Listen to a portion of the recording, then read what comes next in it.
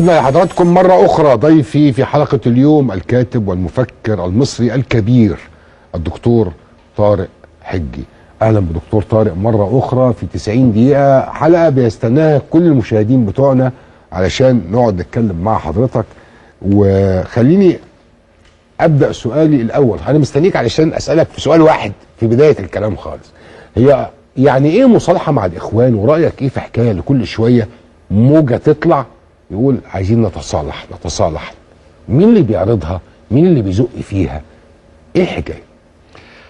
خليني لو سمحت ان انا انظر لموضوع المصالحه من كل الزوايا الممكنه نظريا، من زاويه رئيس الجمهوريه رئيس عبد الفتاح السيسي، من زاويه الشعب المصري، من زاويه المحتوى الموضوعي لفكره المصالحه، ثم مين هم اللي بيتكلموا عن المصالحه. أنا أعتقد أن الرئيس السيسي لا يمكن أن تمر بذهنه فكرة المصالحة، فهو رجل أنقذ هذا الوطن من هؤلاء الأوغاد الذين يحاربون فكرة الدولة، وشعبية الرئيس السيسي تقوم على ذلك. وعندما يقول الرئيس السيسي قبل رحلته للسعودية أنه ليس قرار الرئيس الجمهورية أن نفكر أو نرفض المصالحة، وإنما هو قرار الشعب المصري، فهو كأنه قال لا قوية وصريحة. إذن بالنسبة لرئيس الجمهورية لا تاريخه ولا شعبيته تسمح بالمصالحة. تمام. بالنسبة للشعب أنا واثق أنه لا يمكن أن يقبل بالمصالحة، بل تغضبه أن نناقشها الآن. يعني احنا الآن بنتناقش، احنا بنغضب عدد كبير جدا من الشعب المصري الذي لا يقبل. كمية تعليقات عندي على الفيسبوك على حلقة النهارده احنا كاتبين فيها ان احنا هنناقش، يقول لك مصالحة مع مين؟ ايه؟ يعني انا بقول لك ان كل من يتكلم عن المصالحة يكون في صدام مع الناس ويسمع نفس النغمة. نتصالح مع القتلة، نتصالح مع من قتلوا الضباط والجنود والشرطة والمدنيين، نتصالح مع اللي كان بيرمي الناس من فوق اسطح العمارات. فهناك في الحقيقة رغبة ليست فقط في عدم المصالحة وإنما في البطش بهؤلاء. إذن ده المنظور الثاني. نتكلم عن بقى المحتوى الموضوعي لفكرة المصالحة. عن إيه تتصالح؟ يعني إيه مفردات المصالحة؟ هي دي الفكرة. بالزبط. أنت عندك دولة ولا دولة. الإخوان هم اللا دولة، هم احنا ومعنا ربنا كما يظنون، ومعنا الشرع كما يظنون. لا، ومعاهم كل الجماعات الإرهابية. إذن في الحقيقة ما فيش مجال للصلح. لا انا عايز يعني المفردات الموضوعية. حد ماسك حاجة في ايده بيديها لي، هو ماسكين ايه في ايديهم؟ لا هو شوف اقول لك حاجة، كل من طرح هذه الفكرة على انه محايد ووسيط هو ليس كذلك.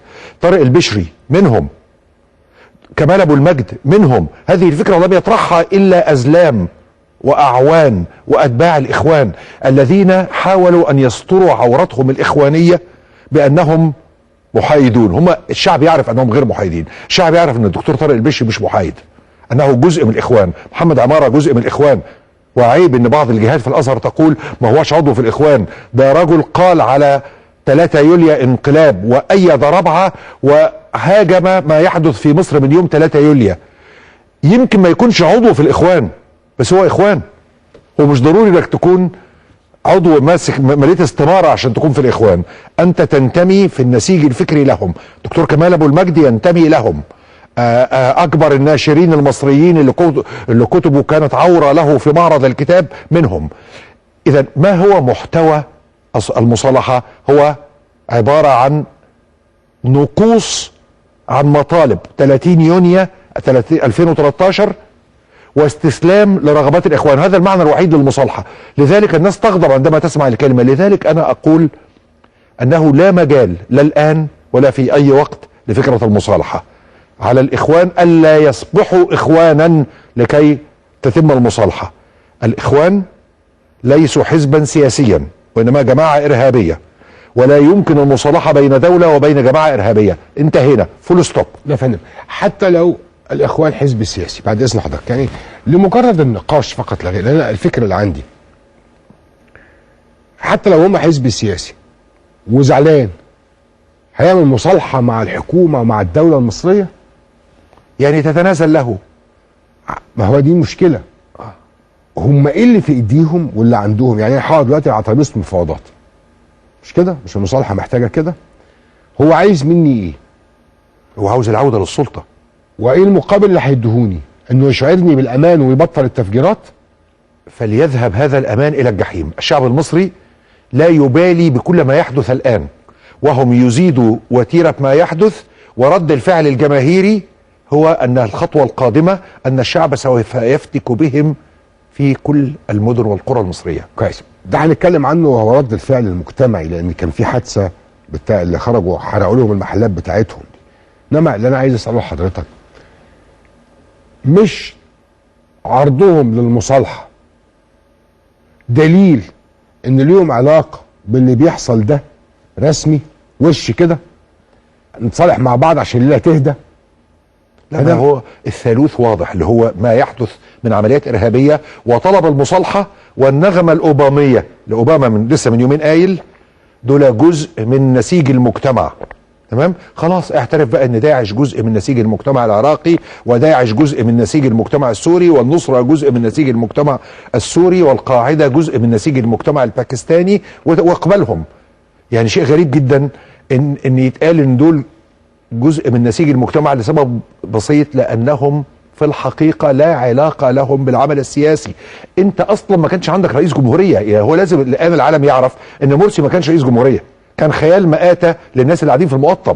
مش كده ولا غلط؟ طبعا ما يعني هو ده النظام السياسي اللي احنا عاوزيننا نصلح. لا يا فندم، ده مرسي نفسه كان عارف انه خيال مآتة. يعني مرسي نفسه يعني كان يكاد يقول انا خيال مآتة. يا سيدي وافق مرة على اجتماع، والخيرت الشاطر بعد ما وافق قال له الغي الاجتماع اللي كان دعا اليه ايامها الفريق السيسي مش المشير السيسي، عندما قال نقعد ونتكلم قبل الامور ما تصل الى نقطة لا عودة. بعد ما وافق جات له تعليمات بقى. لم يكن محمد مرسي رئيسا حقيقيا للجمهورية. لأول مرة في تاريخ مصر يكون هناك رئيس للرئيس. عندنا رئيس ورئيس الرئيس، رئيس الرئيس، ولم يكن أيضا محمد بديع وحده، وإنما محمد بديع وخيرت الشاطر. إذا نحن نريد أن نغلق هذا الملف. فكرة المصالحة أنا يا سيدي أعلم يقينا، ولست في حل من أن أقول رئيس الجمهورية يريد أن يسجل للأجيال القادمة كل جرائم الإخوان في أشكال مكتوبة ومرئية ومتاحف، لكي يعرف القاصي والداني الآن وطفل المستقبل أننا كنا بصدد جماعة إرهابية وعصابة إجرامية. أعلم يقينا أنه يريد أن تتذكر الجماعة المصرية، الشعب المصري، أننا لم نكن في مواجهة حزب سياسي وإنما جماعة إرهابية.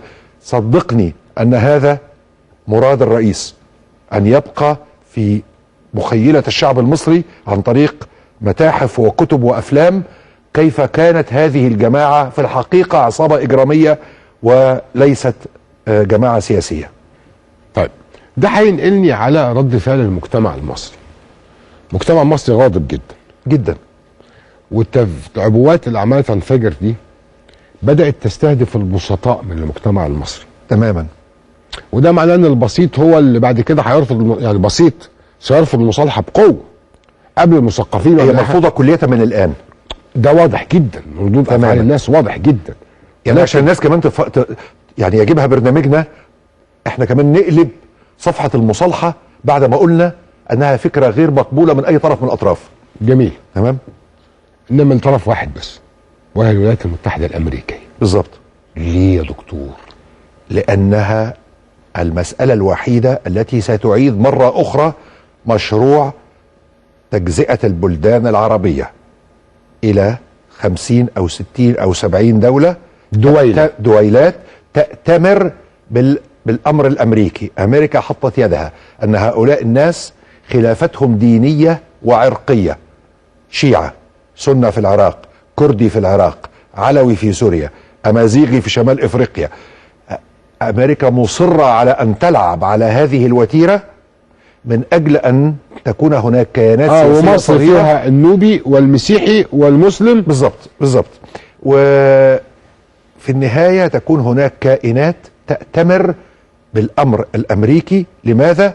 لان هذه الكيانات اذا كانت كبيرة هتطلع ناس بتقول لا، او بتقول احنا نتعامل مع الصين، نتعامل مع امريكا، احنا نؤيد مصر فيما فعلته يوم 3 يوليو. أمريكا لا تريد أن هذه المنطقة التي تحتوي على 70% من الاحتياطيات المتبقية من بترول العالم وحوالي 55% من الاحتياطيات المتبقية من غاز العالم أن تكون فيها إرادة سياسية مستقلة تفعل ما تفعله مصر الآن، بتكون على علاقة سوية عاوزة مع أمريكا ولكن كمان مع روسيا وكمان مع الصين ومع الهند. هذا غير مرغوب فيه، وأنت تستطيع أن توقف هذا المشروع، مشروع إلغاء إرادتك تستطيع أن تلغيه تماما. يعني هو لا يوجد إنسان في العالم يستطيع أن يلغي إرادتك إلا أنت. والدليل على كده أنا أدعو كل واحد بيسمعني روح اقرأ تاريخ ألمانيا ما بين الحرب العالمية الأولى والثانية. خرجت مدمرة في 1918، بعد 15 سنة كانت بتبني صناعة مهولة، بعد 20 سنة كانت أقوى قوة في أوروبا. إذا إرادتك تنكسر عندما أنت تقبل أن إرادتك تنكسر. وأنا أرى الآن أنه لا الحكم ولا الشعب المصري بصدد قبول انكسار الإرادة. يعني أنا مش شايف أن الأعمال الإرهابية بتدفع الناس في المنحى اللي الإخوان عاوزينه، اللي هو ما نتصالح. ما هم يعني أنا معاك تماما في الثالوث، أمريكا إخوان صلح، ده مثلث بيشتغل مع بعضه. امريكا بتقول لك صالحهم عشان دول كيان سياسي، والتاني بيعمل لك عمليات ارهابيه لكي تؤمن انه بدوني. وهم قالوها، هم قالوا ستتوقف كل الاعمال عندما يعود الرئيس الى. ايوه بس هي تتوقف كل الاعمال لما انت تصالحني وترجعني للساحه السياسيه والمشهد السياسي. ده معناه ان انا اللي بعمل الاعمال دي. هو في شك؟ هو ايوه هو الشك عند الناس اللي بره. هو في منظومة تستطيع أن تفعل ما يحدث من عمليات إرهابية إلا الإخوان المسلمين؟ يا دكتور طارق، الناس دي بتحاول تقول إيه؟ أمريكا والمنطق الأمريكي بيقول لنا ما هو أنتم مش واخدين بالكم، خدوا الوسطيين دول واسمحوا لهم بالعودة للحياة السياسية مش الحكم، وإن هو يرجع تاني 10 15 سنة دعوية ومش عارف مين، وعشان يرجع تاني يتغلغل في المجتمع ويستخدم فلوسه وإلى آخره. واسمحوا لهم بهذه العودة علشان هم دول اللي يواجهوا المتطرفين. لان دول اللي احنا محتاجين لهم في الحرب ضد الارهاب وضد التطرف القومي. دول اباء المتطرفين، دول الدورة الدموية للمتطرفين، دول كتب المتطرفين، دول اساتذة المتطرفين. لا يوجد. انا لسه امبارح شايف فيلم امريكي عن سيد قطب، يعني كان بيحكمنا ناس اسمهم القطبيين. وكل ما يحدث في العالم الان من حركات اسلامية راديكالية هي نبتة لسيد قطب. مفيش اي حاجة تفصل ما بين داعش وما بين الإخوان وما بين بوكو حرام إلا وسائل الوصول إلى صيغة معينة في الحكم. وأنا لا أهتم كثيرا، يعني أنا طبعا أنا معاك تماما في اللي أنت قلته قبل ما أدخل الاستوديو، إن أمريكا لما تقول لا لا لا المرة دي الحكم سليم، يبقى تقدر مرة تانية تقول لا الحكم مش سليم. وإحنا يجب أن نعترض كأنها لم تقل ذلك. هي قالت النهارده ان الراجل اللي اترمى ده اللي كان بيرمي الناس من فوق العمارات واعدم ده راجل اعترف ومجرم. انا مفروض ان انا اعترض على تعليقه هذا كانه لم يؤيدني. لماذا؟ لانه كما قيل لحضرتك في الحوار، اذا وافقنا ان يقول المره دي ان الحكم سليم يبقى احنا هنوافق مره اخرى ان يقول ان الحكم مش سليم. يا فندم هو كمان كان بيقول الحكم، بيقول الجواب ده لمين؟ ده مطلع الجواب ده للاخوان. انا معاك في دي، وبس اسمح لي بتصحيحه صغيره. حضرتك قلت ان بعض الولايات ما فيهاش اعدام، نصف الولايات ما فيهاش اعدام. نصها وبالتالي فهو يروح يتشطر على اللي عنده اول. يعني انا شخصيا بوجه عام ارى ان البشريه تتجه الى الغاء عقوبه الاعدام، ولكن ليس في هذا الظرف التاريخي. ما ينفعش ان الولاد اللي موتهم حباره انك تلغي عقوبه الاعدام. يجب ان يكون المجتمع مستقر لكي تنظر في ذلك. والدليل على كده اللي انت قلته، ان امريكا فيها 52 ولايه منهم حوالي 25 ولايه فيها عقوبه اعدام. انا عايز اقول لحضرتك ان في مصر في حوالي 480 حكم اعدام. انا عارف. حكم اعدام نهائي من 3 سنين. صحيح. ولم ينفذ حكم الاعدام في اكتر من 6 اشخاص او 8 اللي من الاخدين احكام نهائيه. يعني في ناس ما عادش ليها الحق في اتخاذ اي اجراء قانوني وينتظر دوره في الاعدام ولا يتم اعدامه. ليه؟ ال 500 بني ادم. انا لن اعلق لان لا اعرف، ولكن الذي اعرفه جيدا ان تنفيذ حكم الاعدام مؤخرا يصب في مصلحه رضاء الشعب المصري، وان الشعب المصري كان في غايه الرضا بتنفيذ هذا الحكم، وسيكون في غاية الرضا بتنفيذ كل الأحكام المماثلة. كرداسة، يا سلام إذا ما تطبقش في كرداسة، في واحدة كانت بتشرب الضباط وهم بيموتوا ماء نار. مية نار. يعني حامض كبريتيك مركزة، امال هيتنفذ في مين؟ يعني انا لا اعطي نفسي الحق ان اقول انني انصح، ولكن اقول بلاش انصح. كل من هو منوط به حكم مصر ان يعرف ان القضاء المبرم على فكرة المصالحة، وان سرعة تنفيذ الاحكام، وان فعل القوات المسلحة ضد داعش في ليبيا، كل ذلك يخدم وجود ظهير شعبي وراء الحاكم. الحاكم في مصر سيشتد قوة الظهير الشعبي وراءه عندما تكون هناك مواقف مثل هذه المواقف. قول فصل، ما فيش حاجة اسمها مصالحة. وبعدين نقول للناس صراحة يعني ايه طارق البشري بيقول ان في مصالحة. لازم نقول للناس يعني ايه طارق البشري، يعني ايه كمال ابو المجد، يعني ايه فلان، يعني ايه محمد عمارة رئيس تحرير مجلة الازهر او عضو هيئة تحرير مجلة الازهر الان، وبعدين يدافع عنه داخل الازهر بانه ليس اخوانيا. يا اخي العدد السنوي في ديسمبر اللي فات كان معمول عن حسن البنا واللي عمله محمد عمارة. يعني هل هناك دولة تسمح بان يكون فيها عدو لمسار الدولة اكثر من ذلك؟ عندك انسان عمل في ديسمبر اللي فات ده من شهرين عدد متميز من مجلة الازهر عن حسن البنا، ثم يقال لنا وهو ليس اخوانيا. متى يكون الانسان اخواني اذا لم يكن اخوانيا بعد عمل عن يعني حسن البنا الذي يقال عليه الامام؟ انا اقول عليه انه مؤسس هذا التيار الاجرامي. سيد قطب اسس تيار اشد اجراما، فاذا جاء محمد عمارة ويحتفل، هذا معناه ان هناك ترهل اداري. على طول في ترهل اداري. الدولة القوية لا تسمح على الاطلاق بان يكون انسان بياخد مرتب من الدولة المصرية. محمد عمارة بياخد مرتب عشان يعمل مجلة عن حسن البنا، عن مجرم كبير، وليس عن امام عنده هو. بالنسبة لنا احنا مؤسس عصابة اجرامية. ده صحيح. طيب كده خلصنا ملف المصالحة، كده خلصنا الولايات المتحدة الامريكية، وكده خلصنا موقف الولايات المتحدة الامريكية وسببية اللي هي بتعمله. تمام. عندي ايضا خبر كده انا قلته في اخر الجزئية وعايز يعني تفسره لي.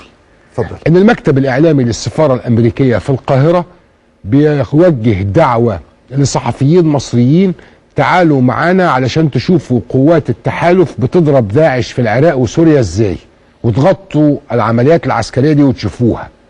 ليه؟ لان الاعلام ما بيقومش باللي حضرتك بتقوم بيه. الاعلام واحد مشغول بعفاريت، والتاني مشغول بحادثة قطر، واحد مشغول بقضايا هامشية، قضايا مهمة ولكنها هامشية في هذه اللحظة التاريخية. وظيفة الإعلام اليوم إن هو يعزف للشعب المصري لحن أن هؤلاء الذين سيذهبون إلى هذه الدورات مشروعات عملاء. دي الدورات التدريبية. تمام. إنما جنب الدورات التدريبية في دعوة من المكتب الإعلامي يروحوا داعش يتفرجوا على التحالف الدولي العسكري بيواجه داعش ازاي في العراق وسوريا. يعمل كده عن طريق دولته حتى تقول له دولته حقائق هو لا يعرفها.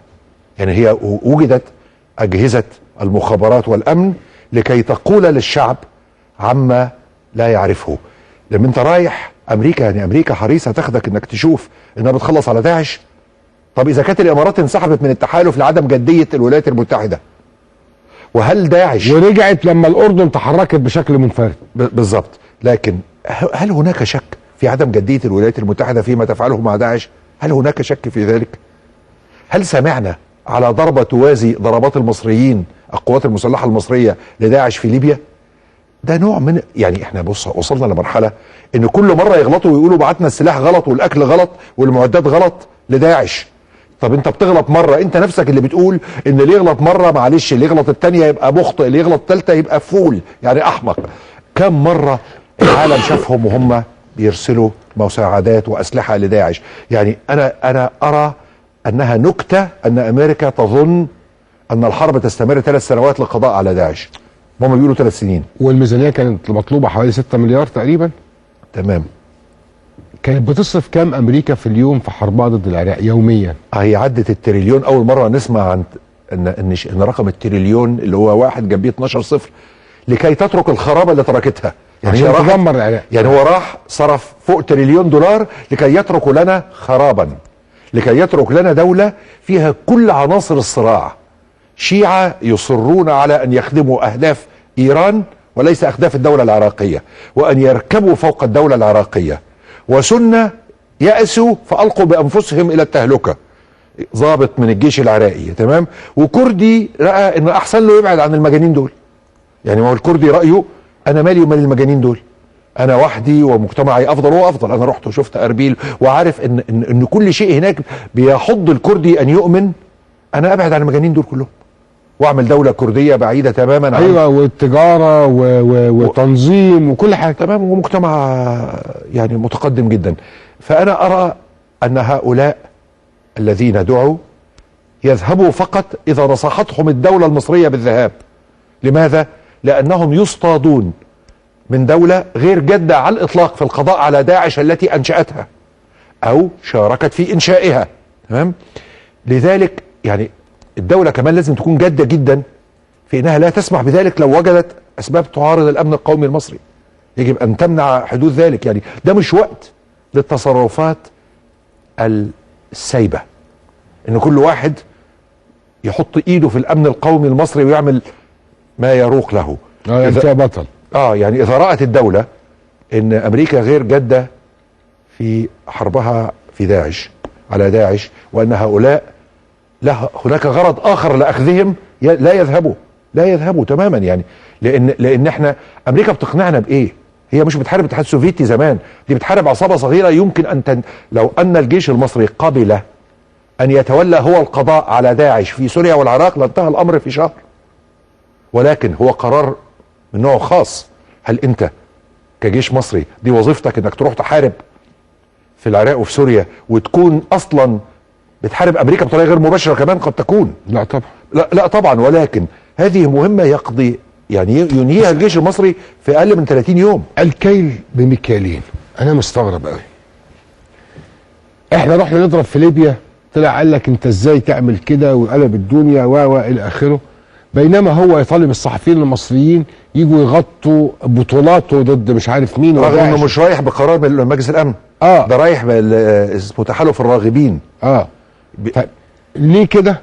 وليه لما احنا الحضاره الغربيه كلها فيها ازدواج معايير.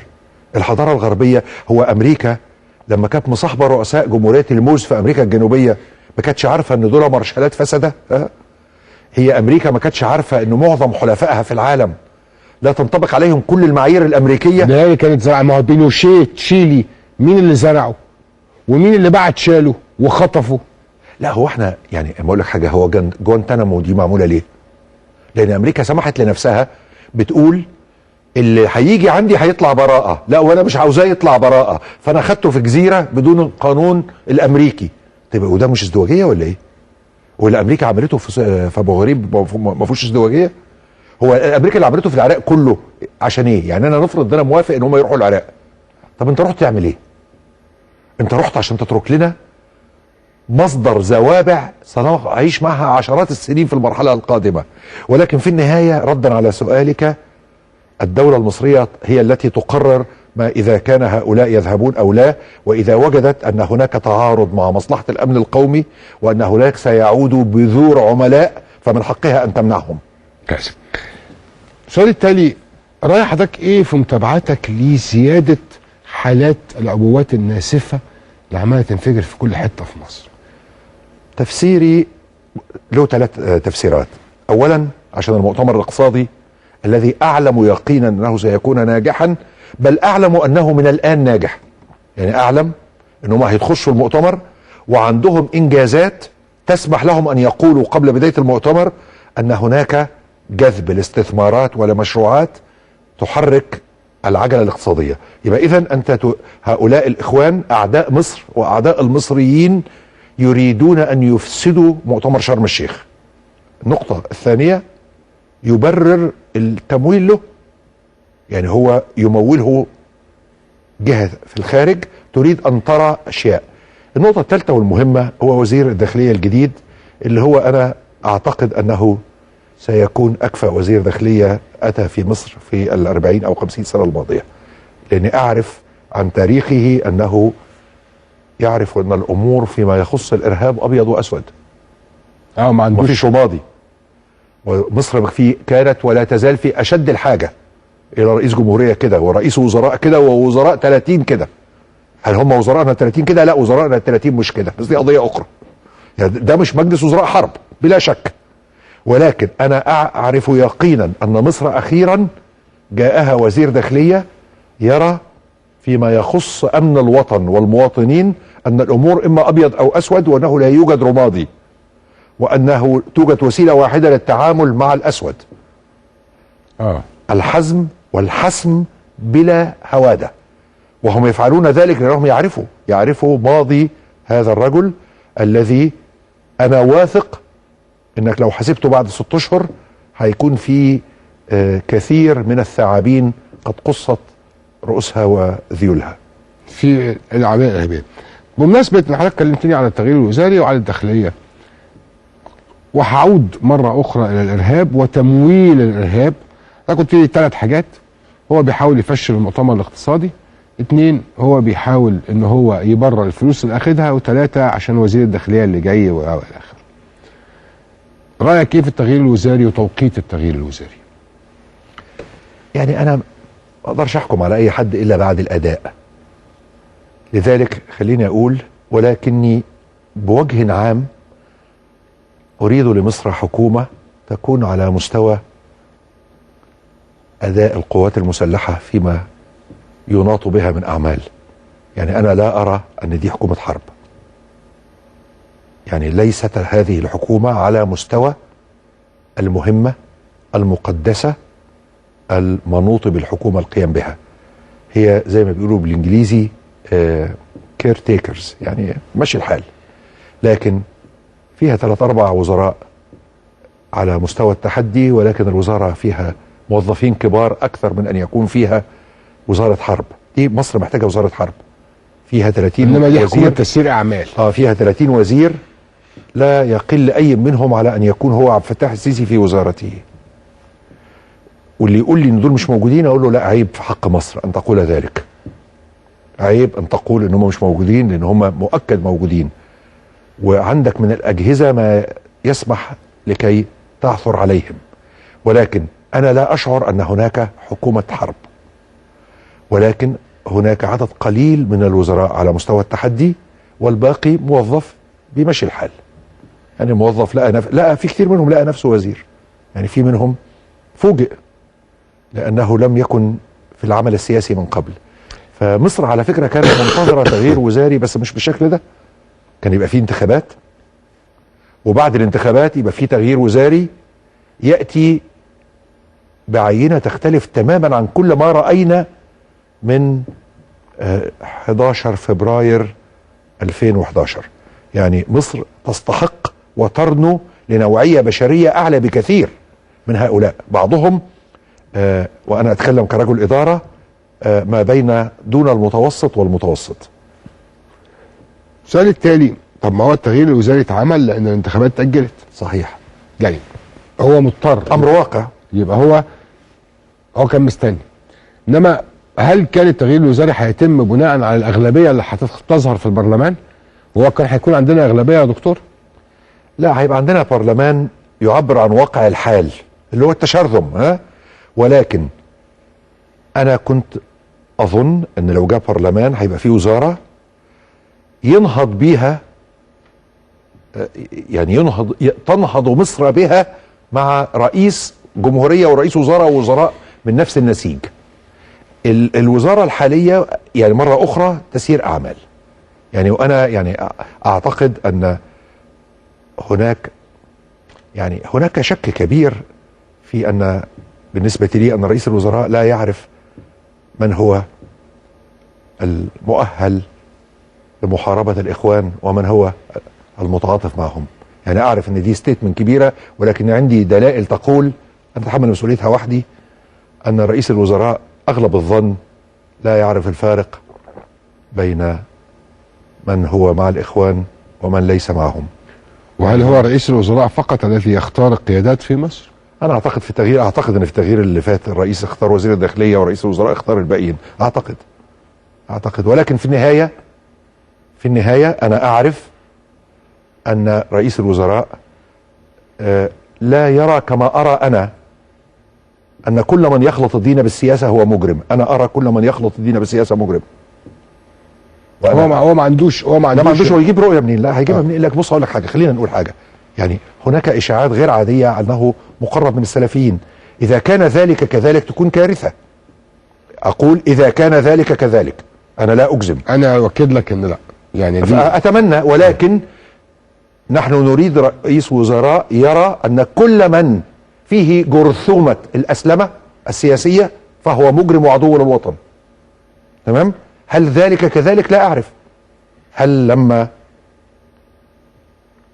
الدكتور عصفور وقف ضد تدخل الازهر فيما يعرض وما لا يعرض من افلام، هل موقف رئيس الوزراء كان مع التنويريين ام مع المحافظين؟ لا اعرف، ولكن هناك كلام على ان ذلك لم يكن هو موقفه.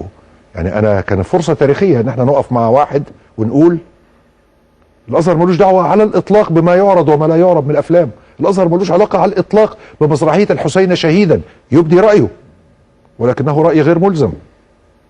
ولكن شوف اللي حصل ايه. اتخانقنا على فيلم نوح، وزير الثقافه مشى رايه، جينا على الحسين شهيدا، الجهه المحافظه مشت رايها. انا اللي يهمني في الكلام ده اهم هو الدور السياسي لمؤسسه دينيه. انا لا اريد دور سياسي للازهر ولا اريد دور سياسي للكنيسه المصريه. احنا محتاجين دور تنويري، محتاجين دور تنويري، ولا نحتاج لا، على فكره يسالوا ويبدوا رايهم، بس المشكله مش في كده. المشكله ان رايهم قد يؤخذ به وقد لا يؤخذ به. ولكن ما معقول ان الازهر يكون له قول فصل في ان مسرحيه عبد الرحمن الشرقاوي الحسين شهيدا لا تعرض؟ معقوله في سنه 2015 في دوله مدنيه، في دولة بنقول فيها عاوزين ثقافة وتعليم عصري؟ ايوه الحسين شهيدا دي موقوفة يا فندم من الستينات. يبقى ما نتقدم ما نتأخرش، نتقدم ولا نتأخر، ويجب مناصرة الوزراء التنويريين الذين يريدوا ان تكون الحكومة مدنية. احنا عندنا لازم تكون عندنا حكومة مدنية لا تستشير الازهر الا في المسائل الدينية، لا تستشيره خارج المسائل الدينية. استشارة الازهر خارج المسائل الدينية يوسع من ثيوقراطية الدولة، يعني دينية الدولة. واحنا قلنا ان احنا خلصنا من اخوان عشان عاوزين دولة مدنية.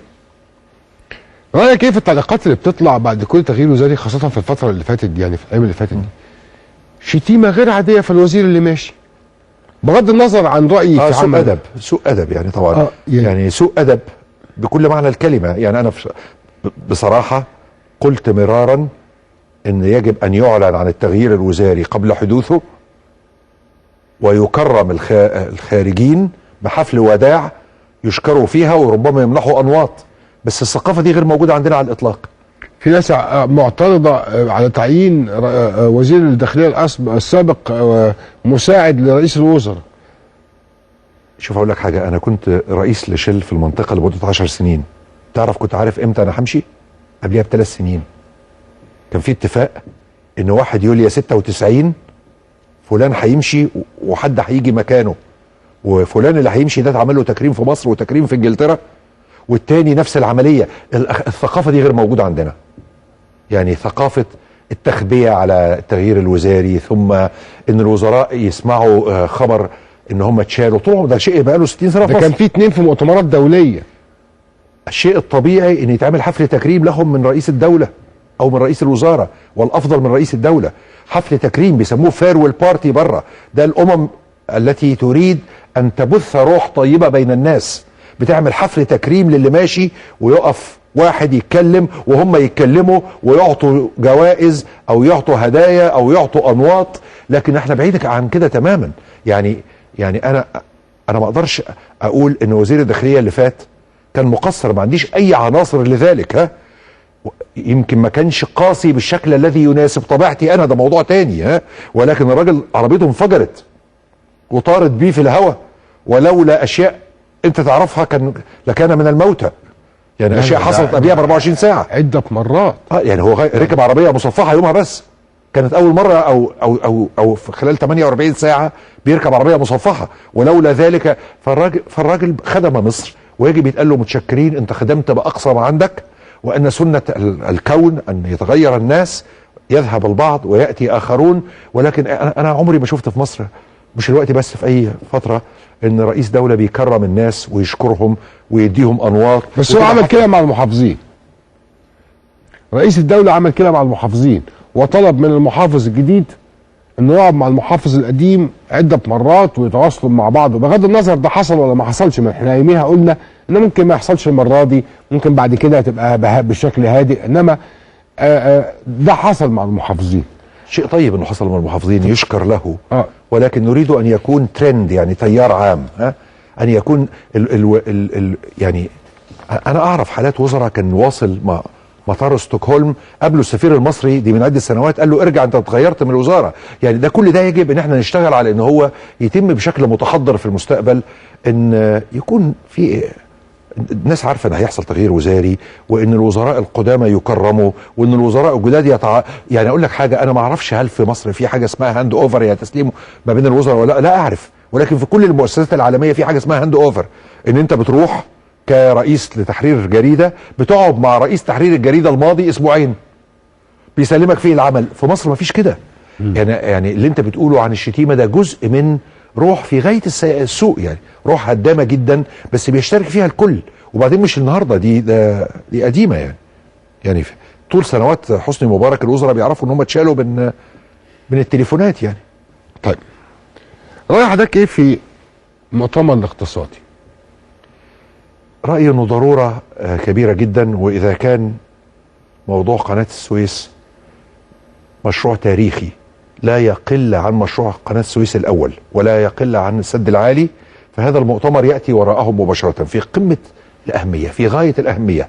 واعرف من العديد من المصادر ان الاعداد له كان جيدا، وان هناك امور اتسوت خلاص قبل المؤتمر ما يبتدي.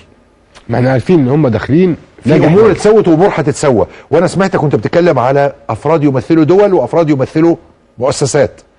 انا اعتقد انه حدث كبير، وانه ستنجم عنه نتائج اقتصاديه طيبه جدا، وتتواكب مع قناه السويس التي ارى ان ايضا الاعلام ما ادهاش حقها.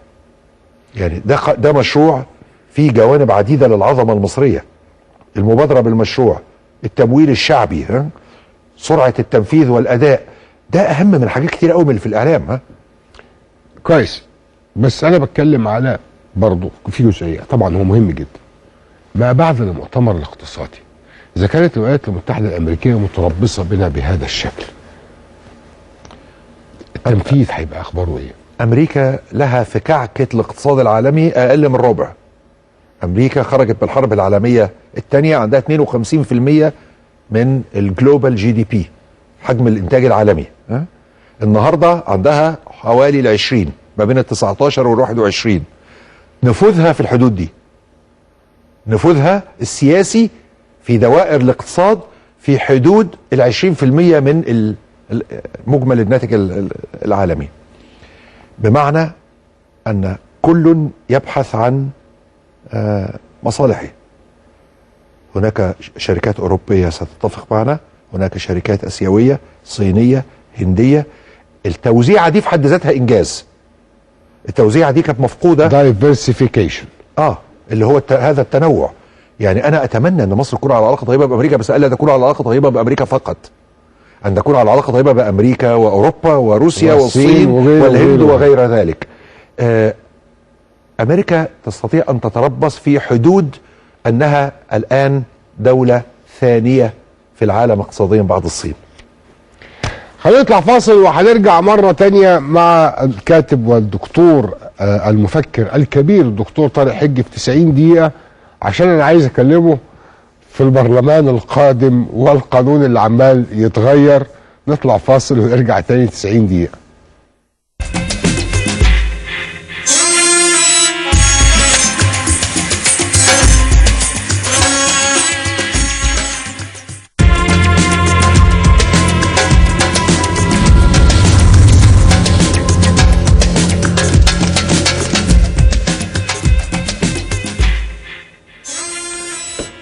كنت في 90 دقيقة من فترة بكلم الدكتور طارق عن أهمية البرلمان القادم والأحزاب، وخدنا رأيه في الحالة العامة وأهمية التكتل وأهمية الاستعداد وأهمية الاختيار وكل هذا الكلام. أحب النهاردة بعد الحكم الذي صدر واللي كان متوقع، واللي يقرأ المشهد السياسي كان يتوقع أن في ديفوهات في حتت معينة. المهم النهارده سؤالي للدكتور طارق حجي كده كان كله بسرعه ولازم نخلص ولازم، انما المحكمه الدستوريه قالت قول فصل، والمحكمه حكمت بعدها بان الانتخابات دي تقف وفي حاجات هتتغير في القانون. حضرتك شايف الساحه السياسيه بقى الان والاحزاب واستعدادها للبرلمان والانتخابات اللي جايه والمناقشات اللي بدأوها والتغييرات اللي طالبينها، شايفها ازاي؟ يعني سأكرر ما قلته لك من قبل، أنه لا مجال لوجود 90 أو 80 أو 70 أو 60 أو 50 حزب في البرلمان. إما أن يكون برلمانا مشرذما وإما أن يكون منضبطا. الانضباط يعني الاندماج. هذه هي الفرصة الأخيرة أمام عدد من الأحزاب لكي تكون جبهتين أو 3 جبهات تكون في النهاية جبهات معبرة عن توجهات وليس عن أشخاص. بمعنى جبهة ذات توجه ليبرالي، جبهة وسطية، جبهة يسارية. ولكن إذا لم تتكون جبهات وتندمج الأحزاب مع بعض ولو في شكل جبهة وليس في حزب واحد، فسيكون البرلمان مشرذم إلى أبعد الحدود، وده مش مستبعد. يعني وارد جدا أن يكون برلمان عبارة عن صايت، يعني باللهجة المصرية، يعني شيء صايص. حالة ليكويد، يعني حالة سايلة. وده في غاية الخطورة، وده بيقتضي في الحالة دي حكومة قوية جدا. يعني أن يوجد الحكومة القوية دي هتطلع من أغلبية البرلمان، والبرلمان الصايص ده لو عمل تكتل صايص وائتلاف صايص أي حاجة جواه لو اتلمت على بعضها وعملوا هم الأغلبية، هو هيؤثر على تشكيل الحكومة. بدون شك. ولكن يعني يعني أنا أتخيل من الناحية العملية أنه سواء وجدت تجمعات أو لم توجد تجمعات، فإن فكرة أن البرلمان هيشكل الحكومة دي زي ما بيقولوا عليها فارفتش، يعني مش هيحصل. يعني الحكومة ستشكل، ولكن ليس بشكل مباشر عن طريق البرلمان. هيكون لازم يبقى في حكومة قوية جدا، حكومة حرب، وفي مماثلة لرئيس الدولة، وبيلموا الشرذمة اللي في البرلمان. ما انت هتعمل ايه اذا انتهيت ان عندك اشخاص مش توجهات؟ ليه؟ ده وارد. تفسر بايه عزوف الشخصيات العامة وشخصيات سياسية جامدة جدا عن نزول الانتخابات؟ تفسروا بايه؟ من الشعور بالفوضى. في شعور قوي جدا انك بتلعب في وسط فوضى، وان فرصتك لانك تؤدي اداء محترم اقل. بس انا لا انصح احد بذلك على ابدا. يعني مهما كانت الصورة، على كل من يرى في نفسه جدارة لكي يمنع الامثلة التي رأيناها لمدة 50 سنة فمضت، ممثلي المال وممثلي العصبيات. وطبعا الاخوان كانوا داخلين ورا المجموعتين، ورا المال ورا العصبيات. يعني انا غير متفائل بان البرلمان هيكون مثالي. يعني صعب قوي انه يكون مثالي. كويس. ايه اللي ممكن يتعمل في الايام القادمة نحاول نصلح شوية من الحالة الغضب العام او حالة القلق اللي حصل عند المصريين بعد اغلاق باب الترشح لما شافوا ايه اللي بيحصل، والقوائم اللي وقعت والقوائم اللي دخلت والقوائم اللي طلعت؟ تتصلح ازاي الحالة؟ نظرة المواطن الى البرلمان، نظرة المواطن الى هذا البرلمان المفروض يكون اهم برلمان في تاريخ مصر المعاصر. يعني انا رأيي ان الاعلام عليه مهمة لا يقوم بها. الاعلام، يعني خلينا نكون واضحين، بدل ما حد يتناقش في اللي انت بتتناقش فيه، نزل فوكس جامد جدا على ان واحدة رقاصة نازلة، ودي مش قضية. القضية هي اللي احنا بنتكلم فيها دي. تمام؟ يعني لو برلمان كويس فيه 2 رقاصين مش مشكلة. المشكلة ان يكون كله اصفار. مش كده ولا غلط؟ فيعني الاعلام عنده فرصة تاريخية ان يؤثر تأثيرا ايجابيا في الشعب المصري، لكي ينصح بانه يبعد عن الرشوة، عن تأثير المال، عن عودة الإخوان، أن يعمل دور إعلامي مش دور فضائحي. فكرة أن عدد كبير من الإعلاميين جايين من أن هم محرري حوادث أو صفحات للحوادث عاملة إمباكت على الوظيفة الإعلامية. أنا مش شايف إنها مهمة إعلامية إن أنت تجيب واحدة راقصة كانت لابسة علم مصر أو واحدة عاوزة ترشح نفسها في البرلمان. دي مش قضايا إعلامية، دي قضايا فضائحية، وكلهم جايين، بعضهم جاي من مطبوعات كان دي مهمتها، احنا عارفين. بس الاعلام الان ياتي وراء الخطاب الديني في التاثير على الناس اذا لم يكن على قدم وساق. انك عندك الخطاب الديني وعندك الخطاب الاعلامي. فالاعلام وظيفته الان ان يحذر الناس من الشخصيات التي تحاول اكتساب بالرشوه، ان يحذرهم من العناصر المنتميه لفترات الشعب يرفضها، ان توعيهم بمعنى النائب البرلماني اللي جاي. يعني هقول لك حاجه، ترسخ في اذهان الناس ان نائب البرلمان جاي يحل مشاكل الاشخاص، بينما حضرتك عارف كويس ان وظيفه البرلمان ان اعضائه يمثلوا الامه. وحضرتك لما كنت عضو في البرلمان انت بتخدم اسوان زي ما بتخدم بورسعيد، زي ما بتخدم الدايره اللي انت داخل عليها. المفروض انت عارف ان المفهوم ده اتدمر، مش موجود يا فندم، مش موجود. يعني هو داخل عشان يشغل ولاد الناس اللي في الحته، ويدخل كهرباء في البيوت، ويصلح مجاري ويصلح بوابير جاز، مفيش اي مشاكل. فين الشغل الاعلامي على ده؟ يعني اذا حطينا فين اقتناع المجتمع مش مقتنع. لا بس نخليه يقتنع، نكلمه، نوعيه. المجتمع مش مقتنع يا فندم. ما هو المجتمع عايز اقول لحضرتك، انا النهارده كنت بقى اتابع يقول لك الاستاذ فلان الفلاني المرشح عن دائره كذا، وهو يجتمع مع اهالي دائرته لمناقشه مشاكل الدائره واحتياجاتهم في الفتره القادمه، مش علشان يشرح لهم نتيجه طبيعيه لغياب الدوله يا استاذ محمد. يعني هو الفكره، انت عارف هي عارف نظريه في الفلسفه بتقول ايه؟ سقطت نظريه السبب الواحد. هو بيعمل كده عشان الحكومه مش قايمه بدورها. ودخل الاخوان قاموا بكده، مش هي كده ولا غلط؟ تمام. يعني هو اصلا الحكومه لها وظيفه، لما الحكومه ما قامتش بيها هو بقى النائب بيحاول يحل، والاخوان داخل عشان يكتسب غنيمه. فهو يعني الاعلام يجب عليه ان يعمل من اجل توعيه الناس بهذه القضايا. هل احنا بنعمل كده؟ هل احنا ادينا الست اللي كانت لابسه علم مصر وبترقص الوقت اللي اديناه لها زي الوقت اللي بنتكلم فيه على توعيه؟ انا عايز اقول لحضراتكم واقول للدكتور طارق ان بالفعل حاولنا كتير جدا في بعض البرامج ان احنا نتكلم كتير قوي عن الاختيار. وانا هقول لكم عن تجربه شخصيه. هقول لحضرتك عن تجربه شخصيه.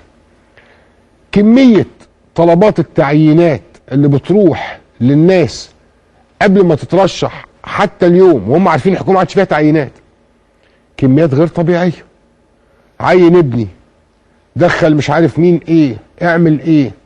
مصر ما زالت فيها الوسائط، والمجتمع مش قابل انك انت تطلع تقول له النائب ده جاي علشان يخدم مصر كلها وفي قضايا عام. مش قابل ده. مثقفين يعني اكتر من الاول، المثقفين وهينزلوا يشتركوا بس الاغلب الاعم دي موسم. انت كنت عضو في البرلمان، اي، وعارف ان هم الناس بتعمل كده عشان الابواب الاصليه مغلقه ولا غلط؟ لا يا فندم، عشان هو جاي لك ليه؟ هو بيعمل كده عشان الابواب الاصليه مغلقه، او علشان الواسطه بقت اهم حاجه في مصر، عشان ما فيش حق وعدل في توزيع اي حاجه. اشتغل وانت نائب على كل العيوب دي، اشتغل عليها مع زملائك النواب. ايوه يا فندم. انت دكتور طارق، انت عارف لو كان نائب قال لحد فندم انا عملت استجواب شرق بورسعيد، شرق التفريعه اللي منعت فيه بيع شرق بورسعيد في البرلمان المصري، استجواب هددت فيه في حياتي وعرض عليا فيه رشوه 10 مليون جنيه عشان انا بقول لك بصراحه، ودخلت الانتخابات في 2010. فما حدش سالني الاستجواب ده عدد منفعه ايه على مصر، انما يقف يقول لك انت ما سلكتش المجاري. انا بكلمك عن تجربه شخصيه، وبكلمك النهارده عن زملاء نازلين الانتخابات مره اخرى وهو كمان مضطر ينزل نظرته الى المستوى ده. وده اللي يقودني الى المحليات. تاجيل انتخابات مجلس الشعب معناها تاجيل للمحليات، لانه طبقا للدستور مجلس المحليات هتعين لمده 2 سنين. اتاجل مجلس الشعب 4-5 اشهر، ده معناه ان هتتاجل المحليات جنبه بنفس القدر، بنفس هذا القدر. هل مصر هتستحمل تمشي فتره طويله كده كمان 6-7 شهور من غير لا برلمان ولا محليات؟ لا يعني حضرتك بتسال واحد مش شايف ان البرلمان هيعمل فرق كبير قوي بسبب العيوب اللي حضرتك قلتها، بسبب ان هو هيجي عشان يرد الجميله في شكل خدمات شخصيه. يعني عدد العاملين في وزاره البترول تضاعف خلال ال10 سنين الماضيه من 60,000 إلى 120,000 بسبب الطلبات التي كان يقدمها أعضاء مجلس الشعب لوزير البترول.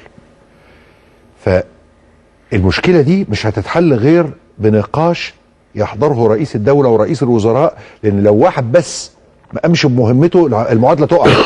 طبعا. يعني أنت عشان تقول إيه أنا عضو مجلس الشعب عن بورسعيد وسأمثل بورسعيد ولكن سأمثل مصر، لكن أنا مش جاي هنا عشان احل مشاكل المجاري والميه ودخول المدارس. لازم يبقى في حد بيساعدك من الحكومه ان هو بيعمل كده، لان لو ما عملش هو كده انت في المره الجايه مش هتنجح، وهيجيبوا واحد وظيفته يشغل الناس مش يخدم الامه. يعني وظيفه البرلماني اجل بمراحل من هو يحل مشاكل الكهرباء والنور. يعني ده واحد في الحقيقه في الدستور ده هو ضمير الامه المصريه، مش كده ولا لا؟ في الدستور الحديث ده طبعا، في الدستور ده الذي نقل العديد من سلطات رئيس الجمهوريه الى البرلمان في غايه الخطوره. فهو يعني انت بتتكلم في مشكله مش هتتحل اداريا الا ان كل اطرافها يقعدوا، رئيس الجمهوريه ورئيس الوزراء وعدد من الذين لهم خبره برلمانيه مثلك يقعدوا يقولوا هو ده بيحصل ليه؟ هو ده بيحصل عشان في جهات معينه ما بتقومش بمهمتها. لو الجهات دي قامت بمهمتها، يعني انت لو انت عضو مجلس الشعب في بورسعيد وكل اللي بتعمله بالطلبات انك بتحيلها لجهات رسميه لكي تتناولها، هو ده الحل السليم، بس المهم تعملها. فهو يعني اي ترس في الدايره مش موجود العجله مش هتمشي. طيب خلينا نرجع لحته سلطات البرلمان القادم. ايوه هيتعمل انتخابات، لازم هيتعمل انتخابات وعندنا برلمان، هيكون عندنا برلمان. رأي حضرتك فيه ايه؟ والكلام ده كله كان واضح قوي، والشرذمة وغيره، ولكن عنده سلطات.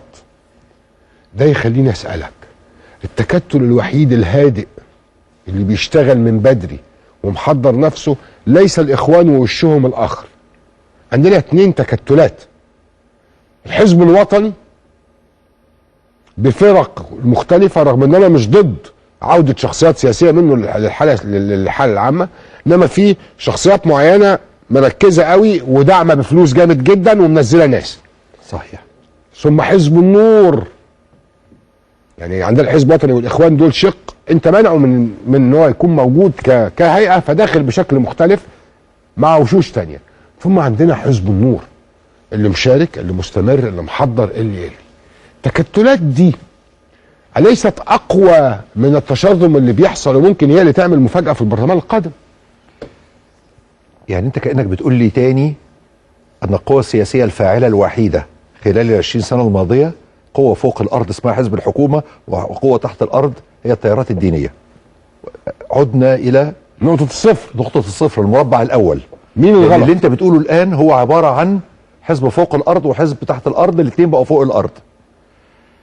أنا لي تحفظ شديد على أي حزب سياسي له مرجعية دينية، وأقول أنني أحترم أن رئيس الدولة قد تكون له نظرة أنا لا أملك عناصرها، ولكن من موقعي كدارس تيارات الإسلام السياسي المشكلة مع السلفيين مؤجلة وليست ملغية.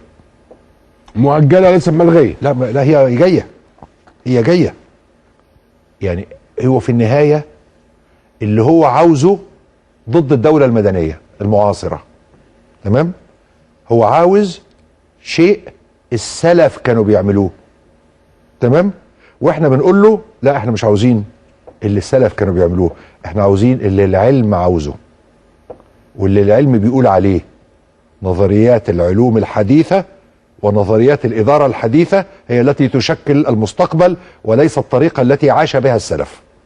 السلف لهم كل التقدير والاحترام في زمانهم ومكانهم، ولكن باختصار عندنا مشكلة مؤجلة. انت عندك حد بيرى ان هذا النمط العصري من الحياة كله مخالف لأجندته، يعني بلا شك ان هو يفضل ان يفصل البنات عن البنين في الجامعه. مفيش طبعا. شك في كده، مفيش شك، لو جات له فرصه هيعمل كده. وخد زي ده بقى كتير، خد زي ده كتير. يعني اكيد هو بيفضل ان مذيعه التلفزيون تبقى مغطيه راسها، مش لو هي عاوزه تغطي راسها تغطي راسها، لا، كله يغطي راسه. ما في فرق كبير جدا ما بين الاثنين. احنا يعني من المؤكد ان السلفي يريد ان مذيعات التلفزيون كلهم يكونوا بشكل معين، مش خيار شخصي، وان البنات والولاد يفصلوا في التعليم، وانه في وظائف معينه لا تقوم بها الست، وان ما يبقاش في مكتب فيه راجل وست. يعني احنا جايين رايحين لمشكله. تمام، هي مؤجله. قوته ايه في الانتخابات القادمه؟ عاوز اقول لك حاجه بس لازم اقولها. انا اعرف ان اللي ايده في الميه مش زي اللي ايده في النار. انا لا اعرف عناصر قرار اشراكهم في الحياه العامه، واعطي الحق لمن انقذونا من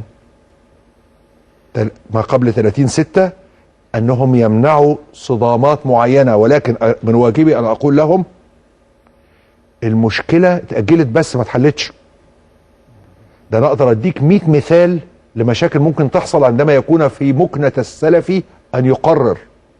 اقول لك حاجات ماليش اول ولا اخر، ها، يعني مش بس ان ايه الولاد والبنات في الجامعه لا لا لا، حاجات كتيره.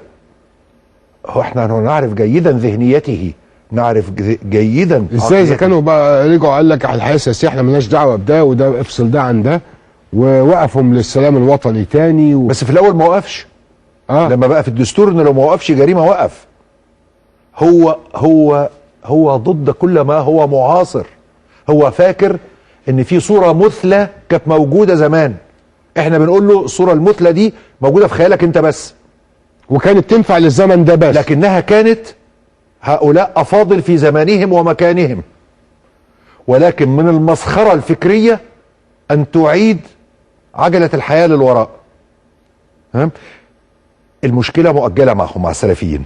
مع الحزب الوطني يعني ما اقدرش اقول ان كل من اشتغل في الحياه العامه قبل سقوط الرئيس مبارك هو فاسد، لا استطيع. لا خالص، ولا انا بالعكس. يعني انا اعتقد ان في شخصيات كتيره طبعا اشتغلت في الحياه العامه يمكن ان تمارس الحياه العامه ولم يكونوا ضالعين في الوصول بنا الى ما وصلنا اليه.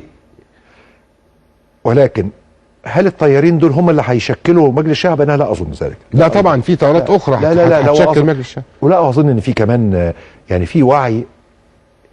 يعني يجب ان احنا ما نقولش انه مش موجود خالص ضد هذين التيارين. يعني اللي اخذوا الاخوان واللي اخذوا السلفيين في انتخابات البرلمان اللي دخلتهم مجلس الشعب هو اقصى ما يمكن ان يعطيه لهم المصريون.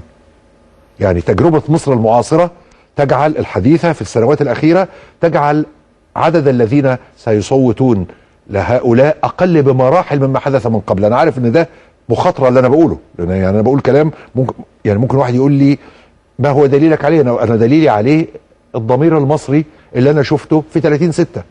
دول ناس يروحوا ينتخبوا ناس تانيين ويخلوا فيه 25% من اعضاء مجلس الشعب. هل تتوقع ان المصريين باللي احنا بيسمعوه عن الانتخابات اجل يا جدع، غير دستوريه، فردي، لا قوائم، لا نسبيه، لا مطلقه؟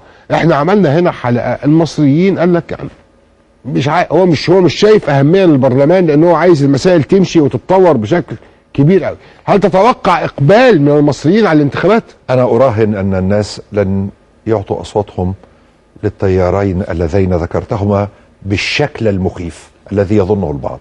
انا متاكد ان السلفيين لن يحصلوا على نصف ما حصلوا عليه في المره السابقه. لا يمكن الشعب اللي عمل 30/6 يروح ينتخب السلفيين تاني. بس الشعب اللي عمل 30/6 هينزل الانتخابات اللي جايه؟ احتمال كبير جدا انك لو الدوله والاعلام قام بواجبه ان ده يحصل. سلاح المال نزلوا كم مره؟ نزلوا يا استاذ محمد كم مره؟ دول نزلوا لما السيسي قال لهم انزلوا يوم 26 يوليو 2013، ونزلوا في الدستور، ونزلوا في الانتخابات الرئاسيه. سلاح المال يظل في غايه التاثير في مجتمع فقير. ماذا نفعل؟ يعني على غير ان نوعي الناس وان يعمل الاعلام مره تانية ان اعلام الفضائح يترك الفضائح لمده كم شهر ويعود للدوده اللي هي مسيطره عليه في انه يركز. يركز. يعني يعرف كويس قوي ان كثير من المواضيع التي تجذبه ليست في خدمه الوطن، اذا كان سلاح المال هيكون له تاثير في عشان الدوله فقيره، طب ما احنا عمرنا ما هنطلع من الفقر بسهوله.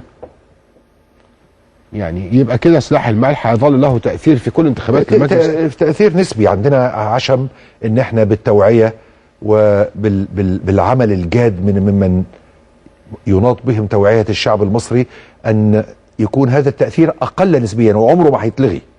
ولكن انا اشعر يقينا ان انجذاب الناس لمن يخلط السياسه بالدين ولمن يرشوهم في الانتخابات اقل مما كان. اقل بقد ايه ما اقدرش اجزم لك، ولكن التيار العام اقل. يعني ان الناس عندها درجه من الوعي اكثر، انها رأت الاخوان، انها تعرف ان السلف، يعني الشعب المصري معظمه لما بتتكلم معاه يقول لك ان السلفي ليس اذا حكم لن يكون افضل من حكم الاخوان. الاحزاب الليبراليه فين بقى؟ في المنظومه دي كلها. اتكلمنا عن الحزب الوطني كتكتل، اتكلمنا عن الاخوان داخلين بوش مختلف، اتكلمنا عن حزب النور. فين الاحزاب الليبراليه اللي هي بقيه ال70 حزب اللي موجودين او 75 حزب اللي موجودين في مصر؟ هم فين؟ بما فيهم الاحزاب القديمه القويه ذات التاريخ. يعني انا كنت دائما ممن يراهن على الوفد انه اذا كان هناك من يمكن ان يجمع حوله التيارات الوطنيه والليبراليه فهو الوفد. ولا اعرف انت، يعني انا اوجه لك انت السؤال بحكم انا مش هنا عشان اوجه لك اسئله طبعا، ولكن يعني انا طول عمري اشعر ان الوفد مؤهل لذلك بتاريخه باسمه، ان في حاجه اسمها الوفد. لان الباقي بعضه ما تعرفش تحط ايدك عليه. تقول اسم حزب بيبقى اللي بيسمعك عاوز يسالك يقول لك يعني ايه، مش كده؟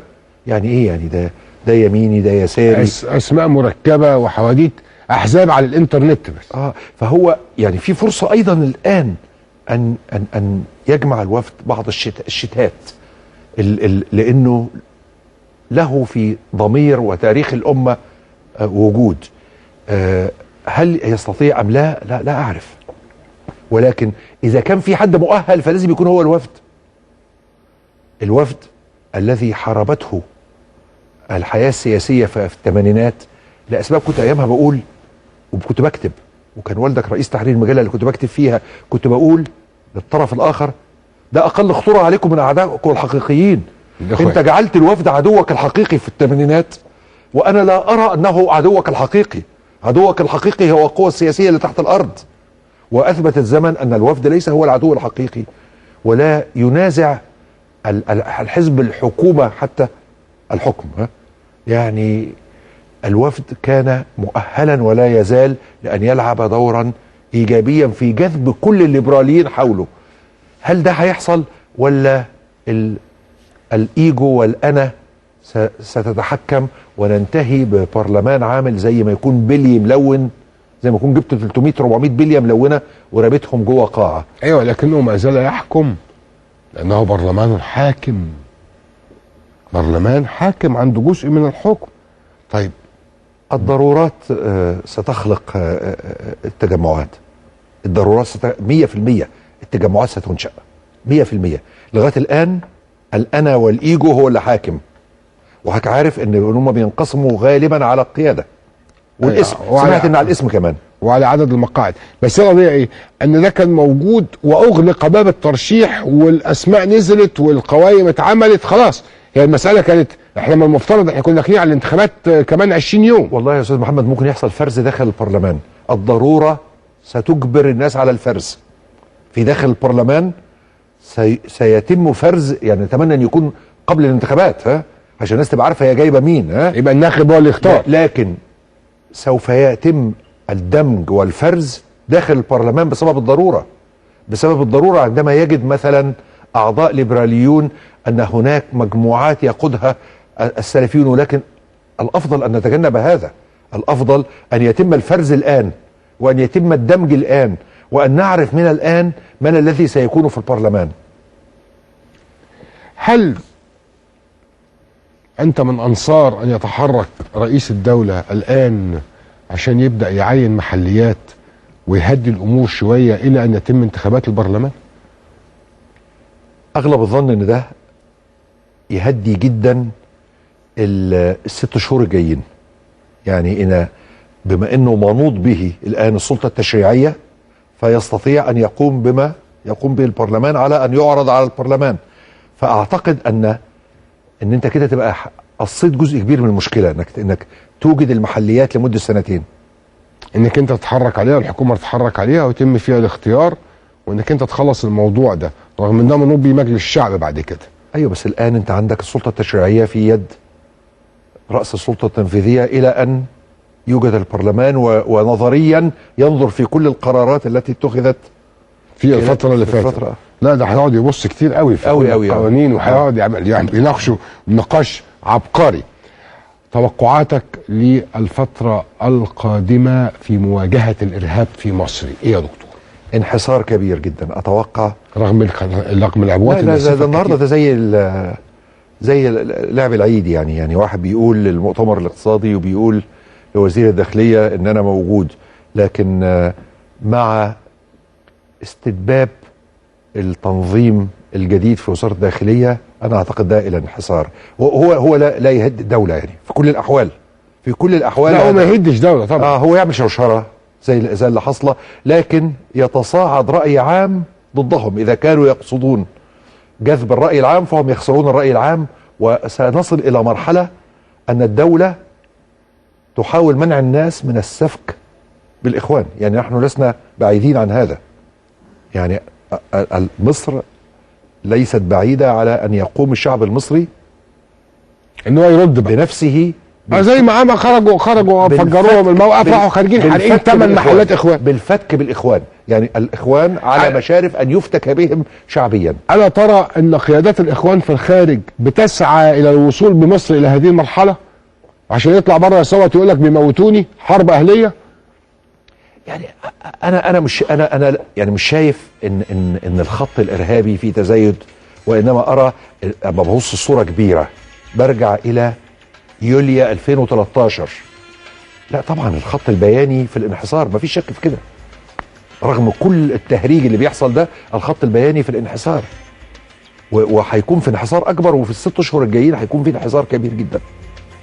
دكتور طارق حجي، بستمتع دائما بوجودك معانا، بيستمتع كل مشاهدي 90 دقيقة بوجود الدكتور طارق حجي المفكر والقامة المصرية الكبيرة في 90 دقيقة. بشكرك على وجودك، أنا اللي بشكرك معانا النهاردة، وبشكر حضراتكم على المتابعة، بشكركم على كمية التعليقات. أنا عندي مئات التعليقات على صفحتنا على الفيسبوك، معلش النهاردة ما قريتش التعليقات بشكل كبير او ما دخلتش في التعليقات كثيرا عشان الاخبار اللي كنا بنغطيها في الحلقه، انما هنلتقي بكم غدا ان شاء الله. وهبدا برضو افتح بكره صفحتنا على الفيسبوك. بشكر دايما مشاركتكم وبشكر دايما متابعتكم لينا، وزي ما قلت لحضراتكم في الفتره القادمه 90 دقيقه هنبدا بقى نغطي الاحداث اللي عماله تحصل، هنرجع تاني نغطي الانتخابات والتغييرات اللي عماله تحصل في الانتخابات والقانون وماذا يحدث في القانون، ثم ايضا المهم اللي دعانا اليه الدكتور طارق حجي، ان احنا لازم نركز في المهم. هنغطي المؤتمر الاقتصادي، هنغطي الفكر، هنغطي التيار العام اللي انت مفروض تاخد بالك منه في مصر. مش هننشغل بحاجات صغيرة عن مصلحة مصر كلها. اشوفكم بكرة في 90 دقيقة ان شاء الله.